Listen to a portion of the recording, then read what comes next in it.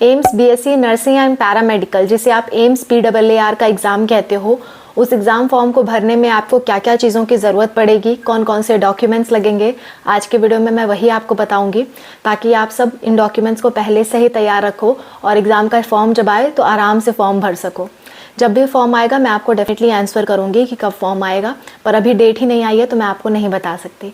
मार्च में आने की पूरी संभावना है। So let's start the video for documents.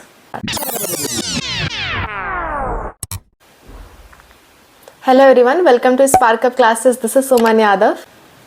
चाहे वो बीएससी नर्सिंग हो एम्स से या फिर पैरामेडिकल के एग्ज़ाम्स हो, दोनों के लिए फॉर्म जो बताने वाली हूँ वो आपका सेम तरह से भरा जाएगा और आपका जो डॉक्यूमेंट्स है वो भी सेम लगेगा।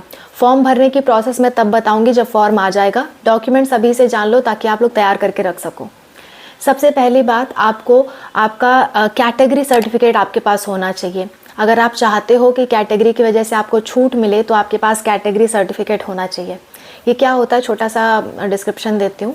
इसे हिंदी में कहते हैं जाति प्रमाण पत्र। जाति का मतलब आप किस जाति से बिलोंग करते हो, किस कैटेगरी से बिलोंग करते हो। 4-5 तरह की कैटेगरी होती है। पहला होता है जनरल। जनरल में जनरल का कोई भी कैटेगरी सर्टिफिकेट नहीं बनता है, लेकिन जनरल EWS से अगर आप हो, यानी कि आप इकोनॉमिकली वीकर सेक्शन हो, आपकी आर्थिक स्थिति उतनी अच्छी नहीं है, आपके घर से कोई गवर्नमेंट जॉब में नहीं है, तो आप EWS का फॉर्म भरा सकते हो। इससे आपको OBC के बराबर की छूट मिलती है। एंड नेक्स्ट है आपका OBC, अदर बैकवर्ड क्लासेस जिसे हम कहते हैं। फिर आता आपका SC, फिर ST। ये 5 तरह के जो कैटेगरी होते हैं वो एक्सेप्ट किए जाते हैं वर्ल्ड वाइड, इंडिया वाइड कह सकते हो आप। पूरे इंडिया में 5 तरह की कैटेगरी एक्सेप्ट की जाती हैं। 5 में से 4 के कैटेगरी सर्टिफिकेट बनते हैं। जो नॉर्मल जनरल है उसका कैटेगरी सर्टिफिकेट नहीं बनता, और जो OBC है एंड आपका EWS है, SC है, ST है, इनके आपको कैटेगरी सर्टिफिकेट बनवाने पड़ते हैं। कैटेगरी सर्टिफिकेट अगर आपके पास पहले का है, काफ़ी पहले का है, तो वो मान्य नहीं होगा। हमेशा कैटेगरी सर्टिफिकेट केवल और केवल 1 साल तक का होना चाहिए, 1 साल पहले तक का होना चाहिए। यानी आप 2024 में फॉर्म भर रहे हो तो 1 अप्रैल 2023 के बाद का आपके पास होना चाहिए। उसकी डेट अगर आप चेक कर लेना बिना फॉर्म भरने से पहले। अगर उस डेट के पहले का है तो आपको दोबारा बनवाना पड़ेगा, ठीक है। किसी भी कैफेटेरिया वाले के पास जाओगे, अपना पहले वाला दोगे तो वो दोबारा बनवा के दे देगा। 7-8 दिन लगते हैं, कहीं कहीं 15 दिन भी लग जाते हैं, तो इसलिए पहले से उसे बनवा के रख लो आप। ओके, इससे आपको काफ़ी छूट मिल जाएगी सीट में, और आराम से आपका अगर कम मार्क्स भी रहे थोड़े तब भी आपका एडमिशन होने के चांसेस हो जाते हैं, ठीक है। दूसरी चीज़, आपकी फ़ोटोग्राफ की ज़रूरत पड़ेगी। फ़ोटोग्राफ कैसा होना चाहिए जान लो। फ़ोटोग्राफ में आपका फेस थोड़ा बड़ा दिखना चाहिए, यानी कि अगर पूरी फ़ोटो है, फ़ोटो में यहाँ तक का आपका शरीर दिखे और फेस ज़्यादा दिखे, ठीक है। और वाइट बैकग्राउंड होना चाहिए, जो पीछे का बैकग्राउंड होना चाहिए वो वाइट होना चाहिए। पर इसका मतलब ये नहीं कि आपकी फ़ोटो भी ब्लैक एंड वाइट हो, नहीं। आपके चेहरे का कलर, आपके कपड़ों का कलर दिखना चाहिए, लेकिन बैकग्राउंड वाइट होना चाहिए। जनरली बैकग्राउंड ब्लू कर देते हैं लोग पासपोर्ट साइज़ फ़ोटो में, लेकिन इसमें बैकग्राउंड वाइट मांगा है, ठीक है। तो अपना जहाँ भी फ़ोटो खिंचवाना वहाँ आप कह देना कि वाइट बैकग्राउंड वाली फ़ोटो चाहिए और कलर्ड चाहिए। मेरा फेस और मेरा जो शर्ट वगैरह जो भी आपने पहना वो कलर होना चाहिए, पर बैकग्राउंड वाइट होना चाहिए, ठीक है। अच्छा, तीसरी बात ये कि आपको आपके मार्कशीट की ज़रूरत पड़ेगी। क्लास 10th की मार्कशीट, क्लास 12th की मार्कशीट। अब कुछ लोग कहेंगे मैम हम तो 12th में हैं, अभी हमारी मार्कशीट नहीं आई है, एग्ज़ाम ही नहीं हुआ है। तो मैं आपको बता दूं, अगर आपका एग्ज़ाम नहीं हुआ है, ठीक है, लेकिन इसी साल होने वाला है, तब भी आप फॉर्म को भर सकते हो। उसमें एक अपीयरिंग का ऑप्शन आता है। मैं फॉर्म भरना सिखाऊंगी आपको जब फॉर्म आ जाएगा, तो उसमें एक अपीयरिंग का ऑप्शन आता है, उस पर क्लिक कर दोगे तो आपको ज़रूरत नहीं पड़ेगी 12th के मार्कशीट की। लेकिन काउंसलिंग के टाइम तक आपको मार्कशीट चाहिए होगा। काउंसलिंग आपके जून-जुलाई तक होगी, तब तक आपके रिजल्ट्स आ जाएंगे। अगली बात करते हैं, ये तो हो गई आपकी मार्कशीट की बात। 10th का पासिंग सर्टिफिकेट और मार्कशीट दोनों लगता है, ठीक है। और 12th का भी पासिंग सर्टिफिकेट और मार्कशीट, ये अलग अलग बोर्ड वाले बच्चों के लिए अलग अलग होता है। जैसे अगर मैं CBSE की बात करूं तो CBSE में क्लास 12th का कुछ साल पहले तक 10th की पासिंग सर्टिफिकेट एंड मार्कशीट अलग अलग होती थी। तो आप चेक कर लेना अपने कॉलेज पे, आप पता कर सकते हो कि मार्कशीट और पासिंग सर्टिफिकेट आपने जिस साल पास किया उस साल के लिए सेम था या अलग अलग था। अगर अलग अलग है तो आपको दोनों रखना पड़ेगा, सिर्फ मार्कशीट से काम नहीं चलेगा, पासिंग सर्टिफिकेट भी चाहिए।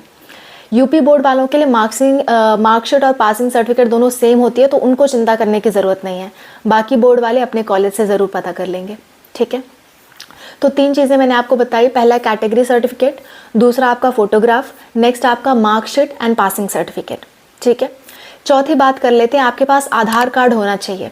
आधार कार्ड नहीं है तो कोई भी ऐसा आइडेंटिटी कार्ड होना चाहिए जिस पे आपकी फ़ोटो हो और वो गवर्नमेंट का एक्सेप्टेड हो। ये नहीं कि आपका स्कूल का आईडी कार्ड, नहीं, गवर्नमेंट एक्सेप्टेड आईडी कार्ड, जैसे पासपोर्ट हो गया, पैन कार्ड हो गया या आधार कार्ड हो गया। इन तीनों में से कोई एक है, या ड्राइविंग लाइसेंस है, इन चारों में से कोई एक है तो आप अपना फॉर्म भर सकते हो।